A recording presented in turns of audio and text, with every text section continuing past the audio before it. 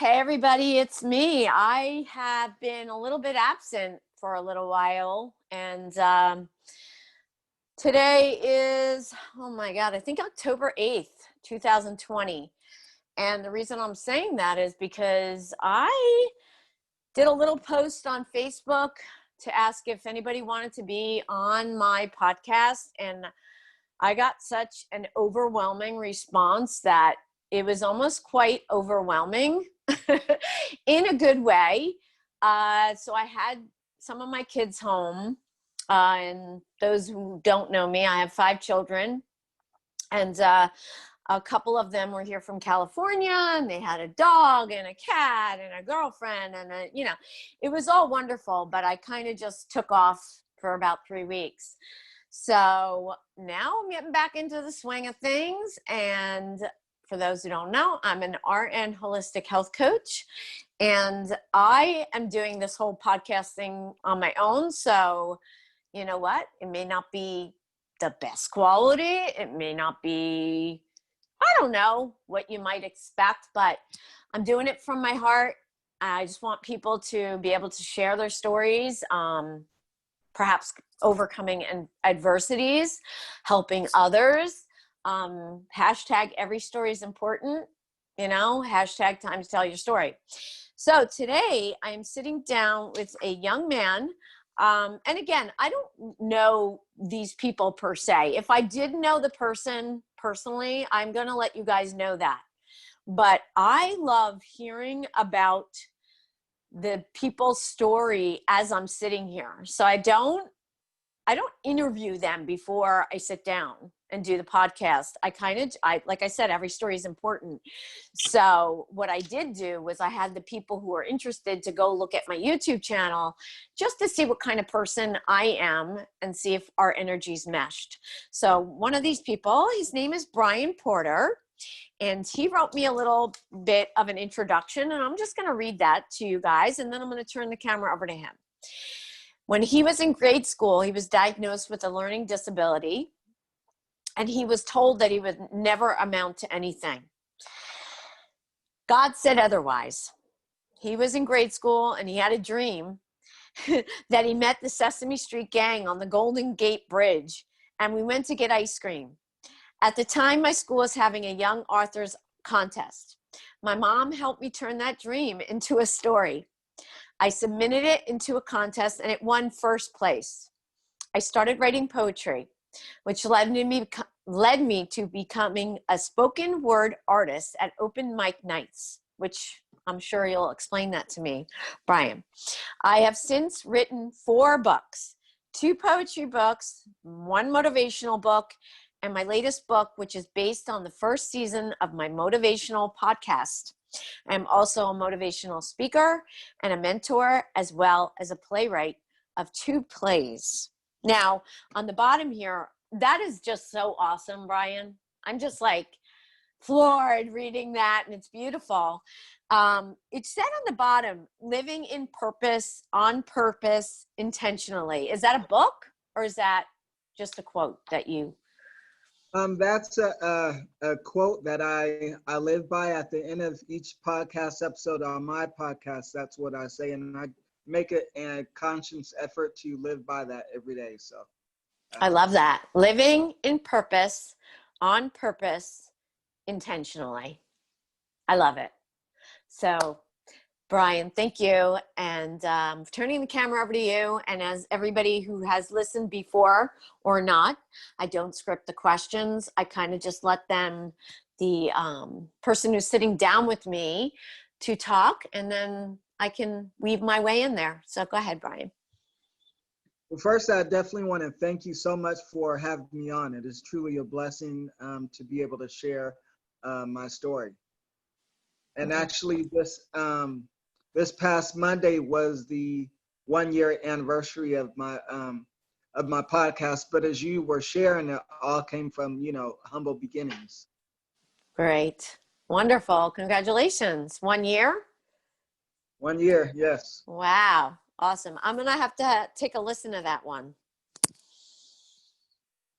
Definitely. And I'm grateful. I started off with episodes about celebrating life and protecting your mental health. Then I started having people come on who've written their own books, people who have their own business or are walking on their calling, and it's been awesome. It's currently in its third season, and reaching lives all over. So I'm grateful for that platform. That is beautiful. Are you on every major platform? Are you on I'm on Spotify? Okay. Google Podcasts as well as Spotify and Anchor FM. Okay. We'll get all your information. I'm going to put it in the show notes below. But I want to know, I want you to start from the beginning of what I read. Well, you know what? You start wherever you want to start. How's that? All right. Yeah, growing up, I was an only child. It was in 5th grade, I was diagnosed with a learning disability. I was in resource classes as well as special education classes. And, unfortunately was told that I would never amount to anything. I was looked at strange. I was considered slow. It took a lot of extra time. Well, it took extra time for me to process things. But in the midst of all of that, there was always a ray of sunshine, a ray of hope, which Who told you? First of all, were you diagnosed with any specific learning disability? And also, who told you that you would never amount to anything? yeah, as far as the learning disability, I was diagnosed with just having a processing delay where it Okay. took a little extra longer to process things. And as far as being told I would never amount to anything, it was close relatives. And Oh. it's tough when it comes from someone close, Oh. and yeah, it was rough at first, Yeah. and It must have been hard. yeah, especially we don't know what the next day holds, so all we know is what is happening today and what people tell us about today in our lives, especially when we're young and when our minds are still in that formative stage. Yeah, but it seemed like you, even at that young age, you said there was always that glimmer of hope, and God said otherwise. Where did you get this faith like so young? I mean, where did you see that bright sunshine in that mist of people telling you these mean things that? Yeah, it was definitely through my mom, being a single mom for growing up. She inspired me, and she showed me by being a hard worker and just reminding me constantly that I can set out to do whatever I set my mind to. And as I shared, even at a young age, I had this simple funny dream. I met the Sesame Street gang at the Golden Gate Bridge, and to me, Tell me about that. That is so funny. So go ahead. And you know what? You are so blessed to have a mom that I'm getting the chills. Like, and you don't know me, but I'm very sensitive, and I feel like crying because to hear it warms my heart to hear that your mother was such an inspirational role in your life. That's such a blessing to have. And look what she made. Look at you. So beautiful. It's wonderful. Okay, so tell me about this dream. It's so funny. and yeah, obviously as a kid, I used to watch Sesame Street a lot, as I'm sure many of those watching did when they were younger as well. And I had a dream. I met the Sesame Street. It's funny because I remember it like it was yesterday. I met the Sesame Street gang on this Golden Gate Bridge, and we went to like Baskin Robbins or somewhere and got ice cream. And then That's so great. I'm sorry. And go ahead. Tell me the story, because you won. Is this the story you won the Young Authors Contest with?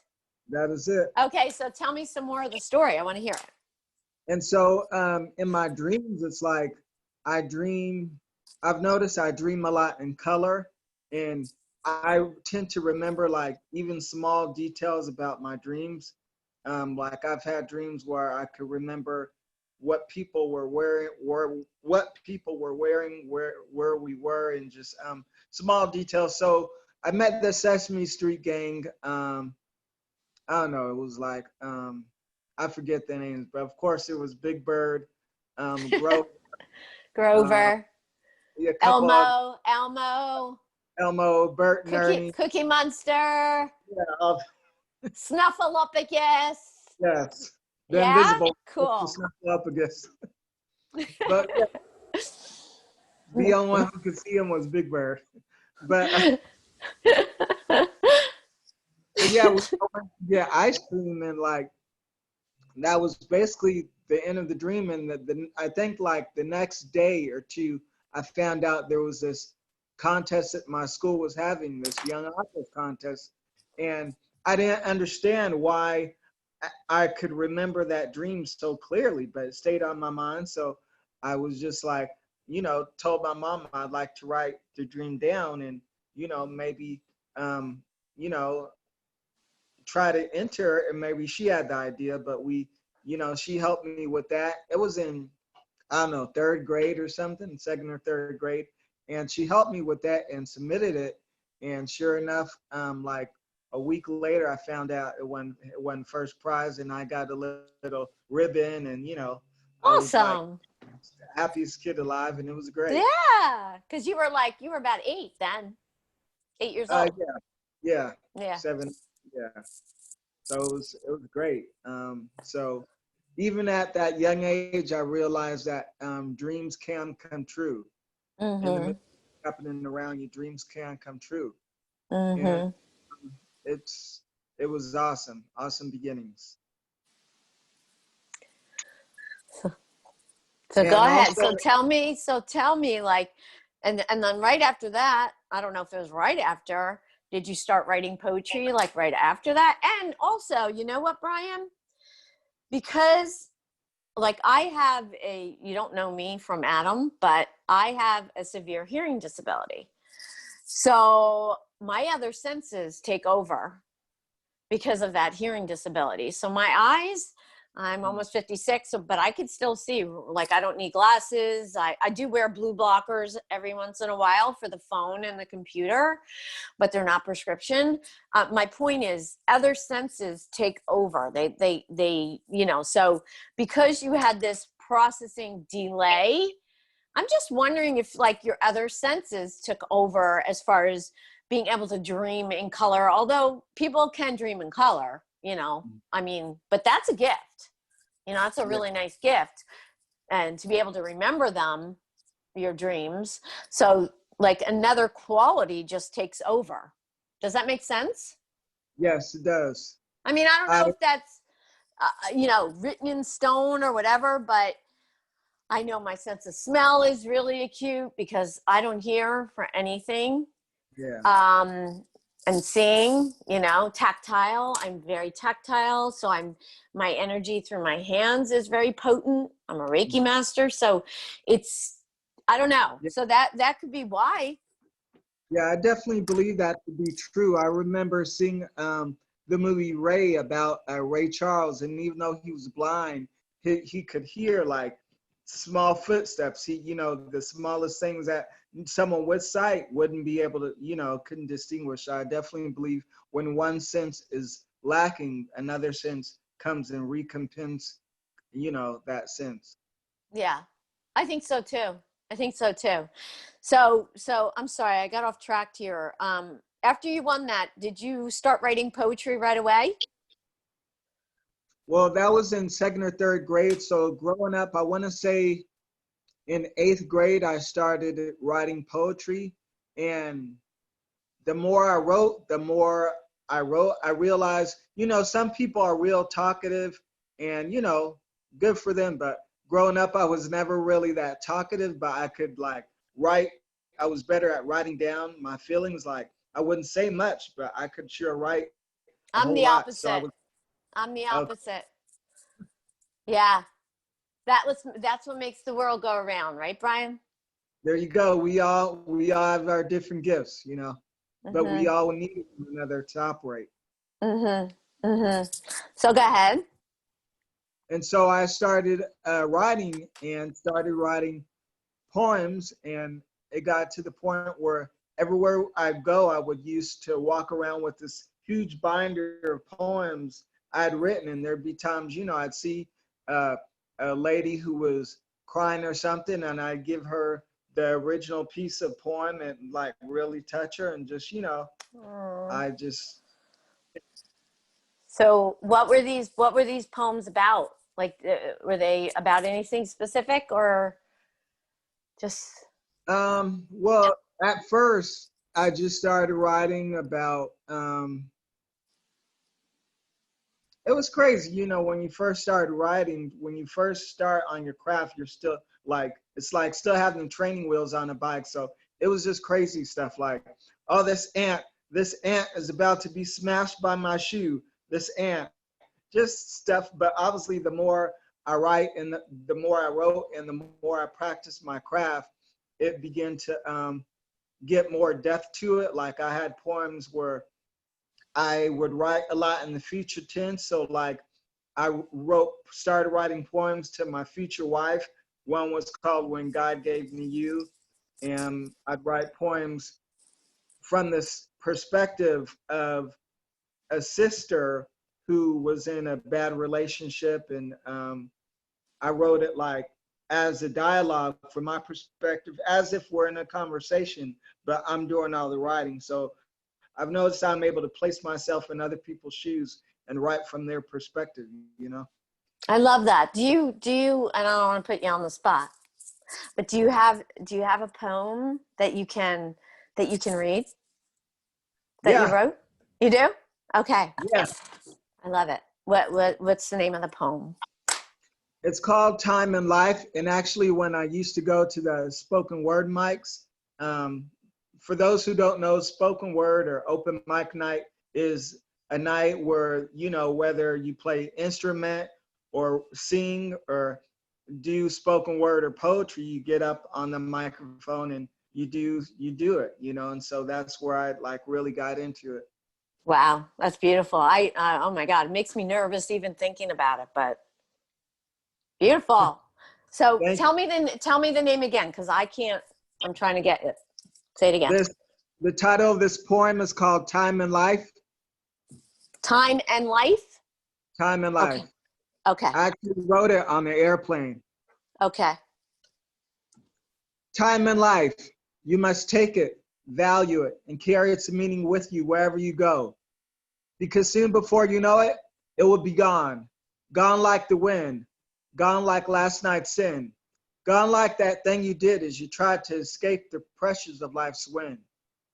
Time has a flight, and if you are not careful, it will pass you by on American Airlines Flight 365, and it can leave you standing wondering why.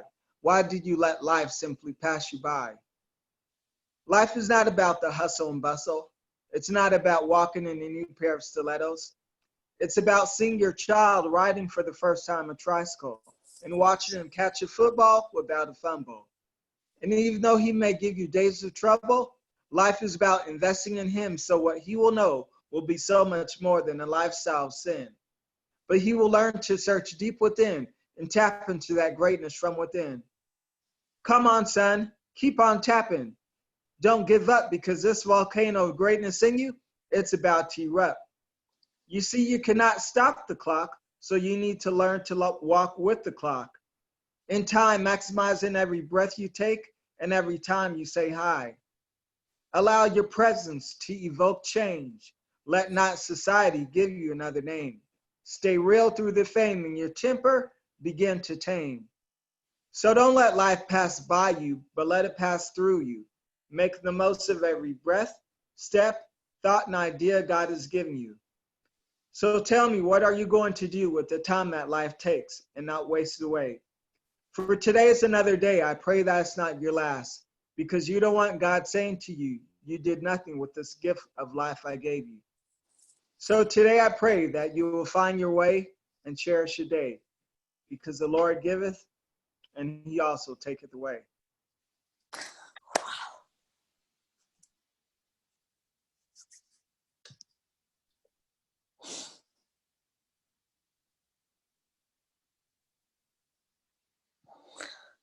Thank you.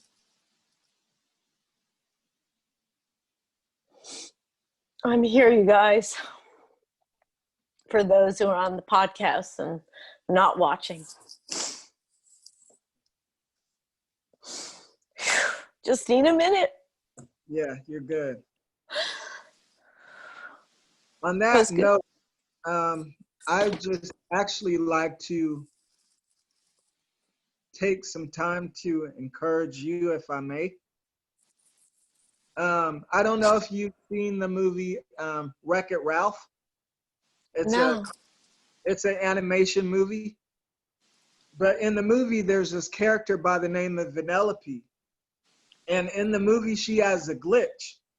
And every time she tries to do something that the other characters start doing or tries to follow in, then she starts glitching. And she's told that all she'll ever be is a glitch.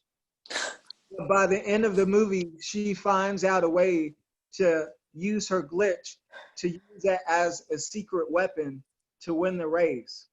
So I just want to let you know that whatever was meant for bad, you know, in your life, that's going to be the secret weapon that you use to win every race in your life that you come across.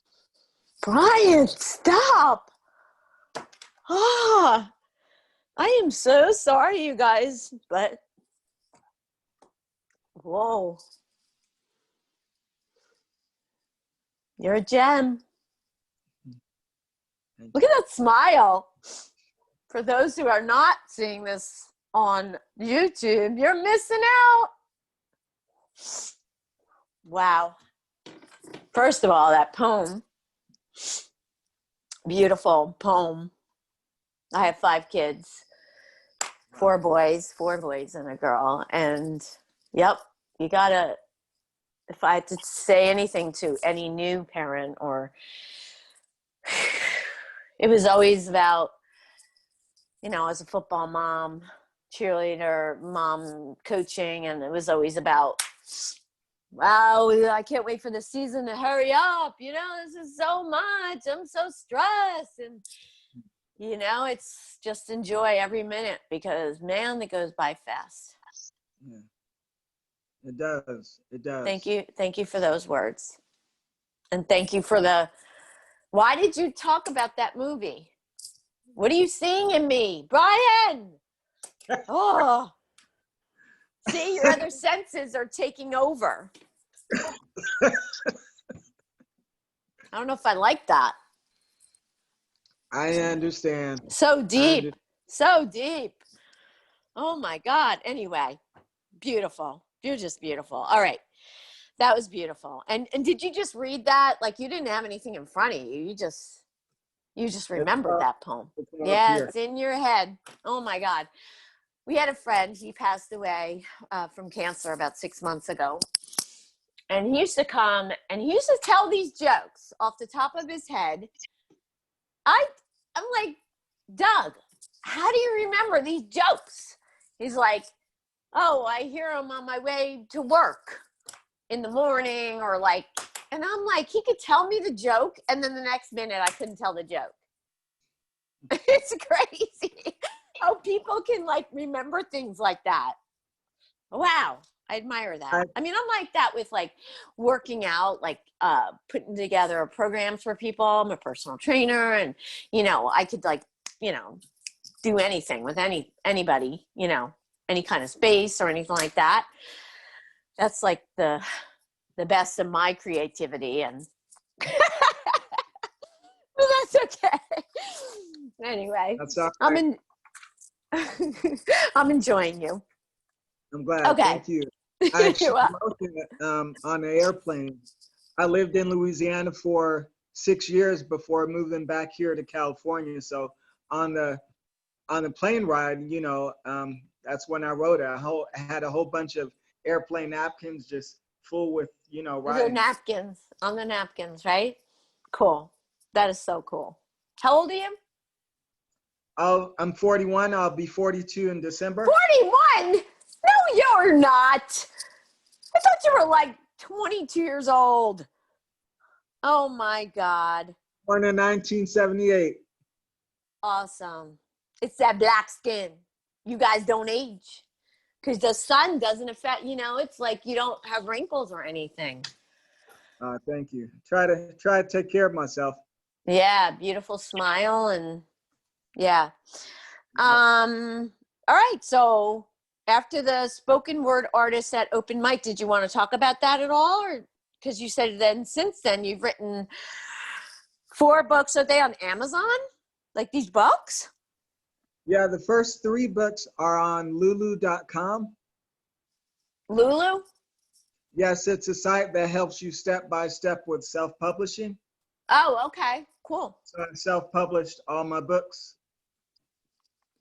Cool. And And then so 3 of them. And yeah, then your latest book is a motivational book, right? the third one is. Mm-hmm. And the So 4th is based on the first season of the podcast. So on the podcast, all the same episodes you can hear and the interviews you can listen to, now you can read them in a book. love it. Love it. Are you going to do, are they going to be on audio for people who, audio? Yeah, well, you can still listen to the podcast. Just this, I transcribe. No. I mean your other books. Are they on audio or just Oh, regular the other books? books, they're just on actual paper. Yeah, on regular books. And how are they doing? They've been doing great. I didn't realize it was. It's been 5 years since I wrote the 3rd book, so it's been a 5-year gap. But it's been great. The first 2 books were poetry books. The 3rd one was a motivational book based on the blog I used to have, and then there's this one. Okay. And then you said you're a playwright of 2 plays. Yeah. Where have they been shown? And what were they about? Tell me. So the first play I wrote was called When Real Men Cry. Mm-hmm. And I love that. Thanks. That follows the story of a young man who's with his mom but gets in trouble with his mom and goes to live with his dad. But while he's with his dad becomes very verbally abusive towards him. And it gets to the point where this boy goes back to live with his mom and purposely loses touch with his dad for like a good 5 years and ends up running into his dad at his aunt's funeral on his dad's side. Well, by that time, he's a grown man now. And so he finally confronts his dad after the funeral, like, how come all those years you're so mean to me and verbally abusive? And at this point, the father, who's older now, he breaks down and cries and shares that it was because the only father he knew was a drill sergeant in the Marines, and you know how they can be. And so they both break down and cry, and from that point, they begin to mend and build their relationship. And actually, the play ends with the father standing on the first row at the son's wedding. I love it. And this is another I always talk about. We are a product of only the best that we can do, only what we know. And that's why I said your mother is a blessing, because it could have went a whole different way, because your mother is doing what she's learned, and maybe she had a really nice upbringing too. Mm-hmm. So that's beautiful. Is that based on a true story, that play? I would say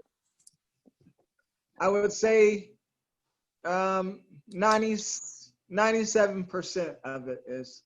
Oh, really? With yourself? Or you don't have to share that if you don't want. Yeah, myself. Oh, really? Yeah. Are you married? Not yet. Gotta find the right, Oh, gotta find the right woman or whoever. Yes, 8 billion people in the world, so you know. Oh, there's some, and that's, I said this on the last podcast I did. There's somebody for everybody. That's for damn Yeah, sure. yeah. Right? So do you have anything else you want to share with me? You're just amazing. And it's funny because growing up, I was real shy. You would forget I was in the room because I wouldn't say anything. And then I started writing and going to the open mic nights. And then I started getting invitations to do motivational speaking at various events. And so I started speaking more. And then that led to me counseling adults dealing with various mental health issues, being a part of their transition. And then that led to, that's just awesome. So I'm real grateful for that. What is your like subject when you do a motivational speech? Like what Mhm. do you focus on? A lot of the times I focus on the person's perspective on, I focus on the person's perspective because a lot of times people, all they see is an acorn when they look in the mirror, but I try to get them to see the oak tree potential within the acorn, you know? And You're so good and you know it and you smile because you knew that I was going to say that. Because I'm thinking, oh my gosh, the acorn and the oak tree. And I just love it. and I, sometimes people feel stuck in their cocoon, but I try to remind them of the hope that's awaiting them once they come out. I believe that everyone at some point or another goes through different seasons of you know, trials that can be said as, you know, a cocoon. But the only way for a butterfly to be, for a caterpillar to become a butterfly is has to go through the cocoon. But the awesome thing is some of the world's most beautifulest butterflies have came from some of the most ugliest cocoons. yes, yes, yes, yes, yes. You guys can't see me if you're listening, but on the, Apple or whatever podcast. But yes, yes, yes, yes, yes.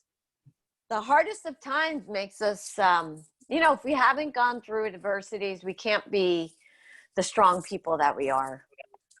You don't know my story, I don't think. I mean, I've been on podcasts telling my story and I wouldn't change it. It's horrible, but it definitely, definitely, definitely made me into this caring person that I am, Mhm. uh, that just sees beauty, and, you know, through those adversities, that's why I am who I am. And So, that's awesome. God has an awesome way of turning graves into gardens. love it. Now, I'm repeating do you hear that, Brian? Do you hear me still? Yeah, I hear you. Okay. It's beautiful. I really enjoyed sitting down with you. Really, really enjoyed it. You're just like a beam of sunshine here. I hope that people watch this on YouTube because you've got this smile that just lights up this little tiny home that I'm sitting in. You don't know where I do my top podcast, but people who know me know. Is there any last words of wisdom or anything you want to share with our audience before we? Yes, I'd like to encourage those, whether you are listening to this or watching, I want to encourage you and let you know that, you know, things may seem tight. You may feel like you're being pulled back and back and back. You may feel like every time you try to take 2 steps forward, you get pulled back and back and back. But I just want to remind you that the further an arrow is pulled back in a bow, the further forward it goes when it's released. And Whoa! I'm sorry. You have more to say? Wow, that was deep. Amen. Go ahead if you have And I anything. believe all things happen. All things happen for a reason. So,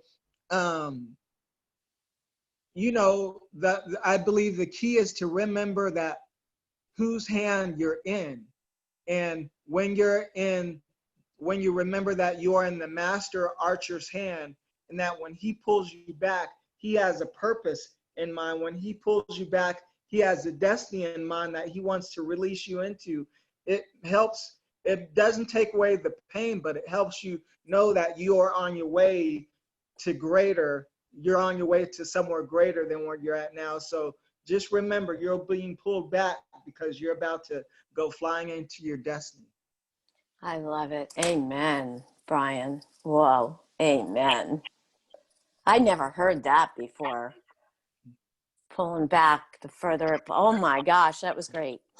Where can people get in touch with you, Brian? And you don't have to like go into detail because I'm going to ask you, you're going to let me know and I'll put it on the show notes, everybody. But where can they get you?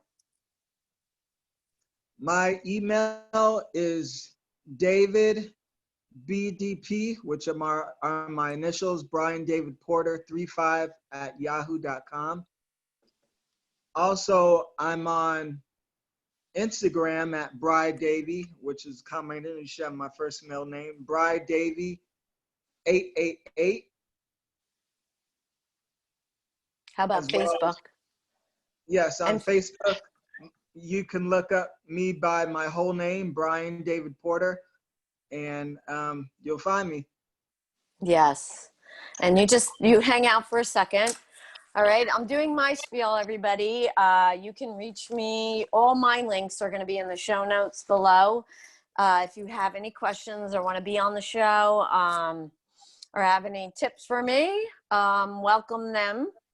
609-429-4058. That's my Google number. And then everything else will be in the show notes, my website, all my things. We're going to talk about the Rawr bars, RAWR. I am an affiliate and an ambassador. They come in 11 flavors. I want you to use the affiliate link below if you are going to buy these bars. I talk about them every single podcast. I believe in them 100%. They are the only packaged good I eat. They are good for any diet. They are vegan, but good for any type of diet. There's 11 to 13 net carbs. There's no artificial sweeteners. Put together by coconut oil, which is really good for your brain. Sweetened by coconut nectar, blackstrap molasses, no artificial sweeteners, like I said. A little bit of Himalaya salt. 10% of all their net proceeds go to feed the hungry children worldwide.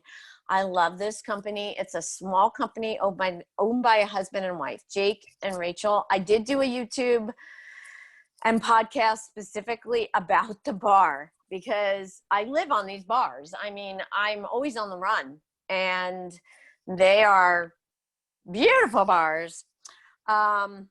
Anyway, use the affiliate link below. That helps me and it helps them. And also, if you do use the affiliate link, once you get your bars, they're going to ask you for a review. Then you get 10% off your next order. But use that 10% off on my affiliate link again, because I don't make any, I make a tiny, tiny little bit, and I like to keep the podcast going.